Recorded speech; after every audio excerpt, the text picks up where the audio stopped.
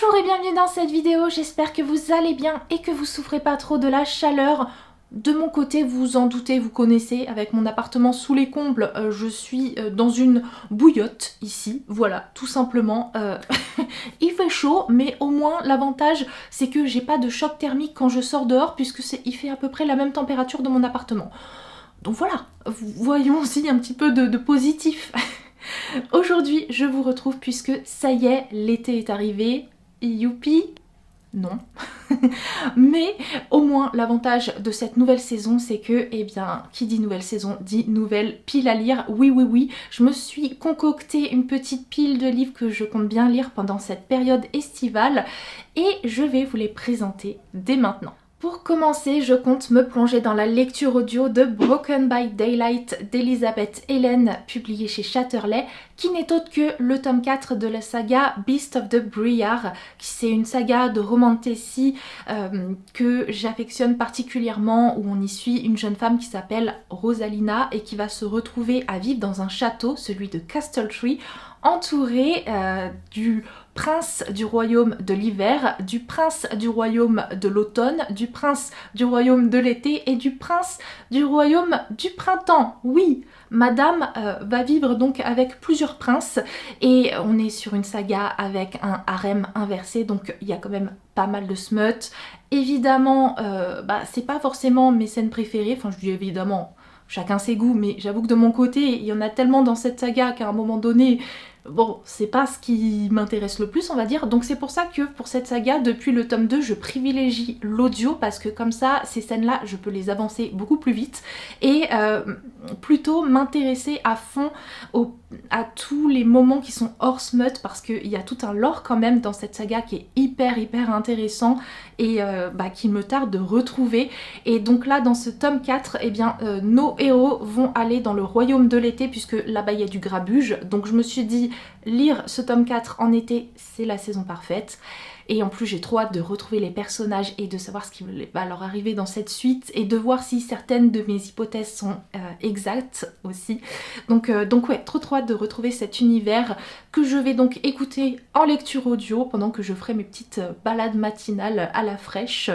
Ça va être trop bien, j'ai trop hâte. J'ai aussi prévu de lire le tome sur l'été de la saga des souris du buisson au mur, illustré par Gilles Barclay, publié chez Kilim. C'est une saga où à chaque fois on va suivre des petites souris très joliment illustrées par Gilles Barclay. J'aime vraiment beaucoup son travail. Et ici dans ce tome sur l'été, apparemment on va suivre la préparation d'un mariage. Écoutez, il me tarde de retrouver cet univers animalier tout doux et de découvrir ce qui va s'y passer. Je compte également découvrir cet été Taming Seven par Chloé Walsh, publié chez Chatterley, le tome 5 de la saga Boys of Tommen, saga dont j'arrête pas de vous parler, dont j'ai dévoré les 4 premiers tomes, et là le tome 5 va sortir en VF au début du mois de juillet, donc je vais me jeter dessus et découvrir du coup l'histoire de Gypsy et Claire, de voir leur romance. Et vu ce qu'on voit un peu dans les tomes précédents, j'avoue que je suis très curieuse parce que Gypsy c'est le mec qui fait tout le temps des blagues, qui a l'air très solaire, mais on se doute qu'il a aussi un certain passé et moi j'ai beaucoup d'interrogations à ce sujet, donc trop hâte de découvrir ce tome-ci qui, je l'imagine, va me bouleverser autant que les précédents. Je compte également lire Soir d'été, bah oui hein, évidemment c'est la saison, par Manon Tétard, publié chez Hachette. C'est le premier tome de la saga des saisons d'Aimé, où en fait chaque tome va être consacré à une saison et on va suivre le même personnage, Aimée, qui est une lycéenne qu'on va voir grandir au fur et à mesure des expériences qu'elle va pouvoir avoir dans la vie. Dans ce tome-ci, en fait, elle va retrouver sa mère, puisque pendant toute l'année, elle vit avec ses grands-parents. Et donc là, elle retrouve sa maman le temps de l'été, en fait, et elles vont vivre ensemble dans un hôtel, sauf que leur relation à toutes les deux est pas forcément très facile. Et Aimée, elle en plus, et bien de son côté, Aimée c'est la fille qui est un petit peu qui est assez populaire au lycée, mais là justement bien elle va être coupée de ses amis du lycée et coupée en fait de l'image qu'elle doit donner pour le lycée en fait. Donc sans doute l'occasion, le temps de cet été, pour elle de pouvoir mieux se découvrir, mieux se connaître, et on va suivre tout ça avec plaisir, je pense. Un petit livre qui est tout mignon en plus, franchement il me tarde de me jeter dedans. J'ai aussi prévu la relecture de 2 tomes de bande dessinée, ça ne va normalement pas vous étonner, il s'agit des 2 premiers tomes de la saga du Grimoire d'Elphie, avec son tome 1 L'île presque et son tome 2 Le dit des cigales, par Arleston, Audrey Alouette et Minnie Ludwin, publié chez Dracou. J'adore cette saga de bande dessinée, c'est vraiment ma préférée du moment. Je la connais en fait depuis la sortie de ce premier tome, puisque j'ai eu la chance que ma médiathèque les achète en fait petit à petit, donc j'ai pu les découvrir comme ça. Et franchement je me les suis achetées après parce que j'aime vraiment beaucoup trop cet univers où à la base on va suivre 3 sœurs. L'aînée des sœurs a acheté un bus anglais qu'elle a retapé en librairie ambulante, et du coup avec ses 2 plus jeunes sœurs, elles parcourent la France et tout en vendant des livres, et en même temps elles vivent de nombreuses aventures, sachant que la plus jeune des sœurs, Elphie, est en réalité capable de faire de la magie, c'est une sorcière. Donc voilà, dans chacun des tomes il y a toujours cet aspect magie, mais en même temps histoire assez touchante, et franchement ça va me faire trop plaisir de relire ces 2 premiers tomes qui sont plutôt dans une ambiance assez estivale, puisque celui-ci se passe en Bretagne et celui-ci en Provence.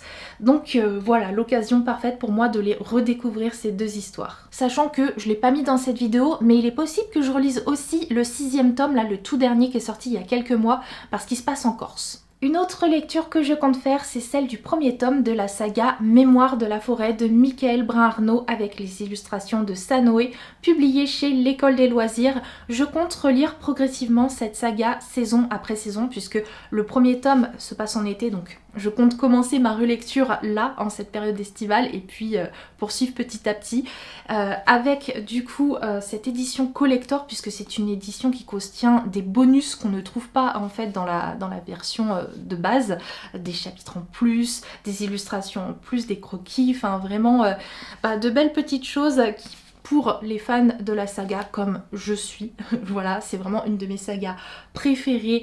C'est une saga animalière où on va suivre le personnage d'Archibald Renard qui tient une librairie dans un arbre, et en fait dans sa librairie, eh bien chaque animal de la forêt, si jamais il ou elle écrit une petite histoire, ils peuvent venir déposer leur livre et espérer voir ce livre être vendu.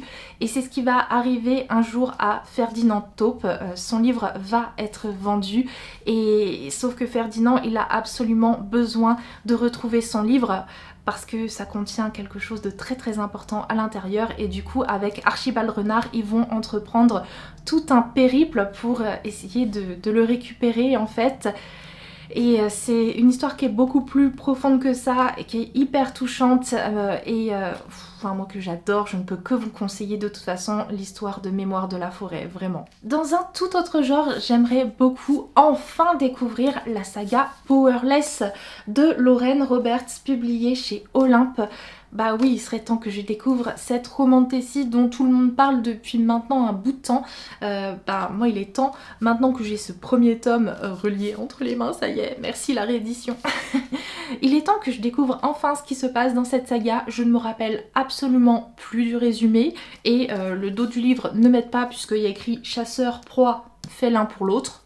Écoutez, ma foi, ça me donne quand même envie tout ça, mais c'est vrai que ça m'en dit pas grand chose.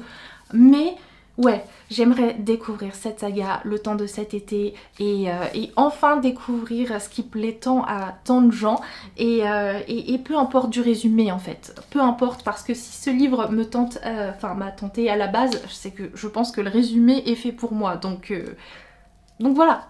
Un autre livre dans lequel je souhaite me plonger cet été, c'est le dernier Marie Pavlenko, À toi quand la nuit vient, publié chez Flammarion. J'ai trop hâte de retrouver l'autrice, surtout dans ce livre-là, parfait pour l'été, parce que ici, eh bien, dans cette histoire, l'eau se fait rare, donc Autant vous dire que lire ce livre en pleine canicule, ça me semble être le moment parfait, voilà. Et en gros, la chaleur est étouffante, il n'y a plus d'oiseaux, et on va suivre le personnage de Jen qui, elle, va voir sa vie un petit peu chamboulée parce que au lycée va arriver Roman. Mais peut-on aimer quand on n'est pas libre? Vivre, être heureux en fermant les yeux? Jusqu'où supporter l'insupportable? Et si aimer c'était déjà résister? J'adore tellement ces phrases, ces mots, ce résumé. Non mais franchement ça me donne trop envie. Déjà que de base j'aime beaucoup l'autrice, mais alors là avec un résumé comme ça... Et enfin pour terminer, on est sur un livre qui n'est pas de la lecture, mais je vous le montre quand même dans cette vidéo parce que c'est trop mignon. Il s'agit d'un cahier de jeu, celui de Caro from Woodland, Le temps d'un été. Oui, Caroline Millet a sorti son cahier de jeu à faire pendant l'été et je suis trop contente de l'avoir entre les mains parce qu'il est adorable puisque bien évidemment elle l'a illustré avec beaucoup de soin. Enfin vous savez que Caroline Millet, j'aime beaucoup ce qu'elle fait, toutes les illustrations que vous voyez chez moi saison après saison, comme celle-ci par exemple, ça vient d'elle, j'aime ses livres aussi et donc là elle nous propose cette fois-ci un cahier de jeu, autant vous dire que j'ai trop envie de me plonger dedans. Ça va me rappeler quand j'étais enfant et que je faisais des cahiers de vacances, j'étais trop fan, je les faisais en 1 ou 2 semaines alors que tous les autres enfants détestaient ça. Mais bon, que voulez-vous que je vous dise, j'étais déjà bizarre à l'époque. Mais donc ouais, là il y a plein de petits jeux et franchement, trop hâte de faire ça tranquillement cet été. Voilà du coup pour les livres que je compte lire cet été. N'hésitez pas à me dire quels sont les livres que vous comptez lire là en cette période estivale. N'hésitez pas à prendre soin de vous aussi et à vous hydrater. Là maintenant que vous voyez cette vidéo là, allez boire un petit peu d'eau, oui. On n'oublie pas de prendre soin de soi, de fermer les volets. Là, c'est ce que je vais aller faire maintenant que cette vidéo est filmée. Franchement, protégez-vous de cet été et essayez de le vivre et d'en profiter à fond, mais en faisant attention à vous. Voilà, c'est surtout ça que je voulais vous dire. Sur ce, je vous laisse là. Je vous remercie d'avoir passé ce moment en ma compagnie. Si vous avez aimé cette vidéo, n'hésitez pas à la liker, à vous abonner si jamais ce n'est pas encore fait et à peut-être me laisser un commentaire avec le petit mot ou l'emoji de votre choix, comme vous voulez. Sur ce, je vous laisse là. Je vous fais de très gros bisous et on se retrouve au plus vite pour une nouvelle vidéo.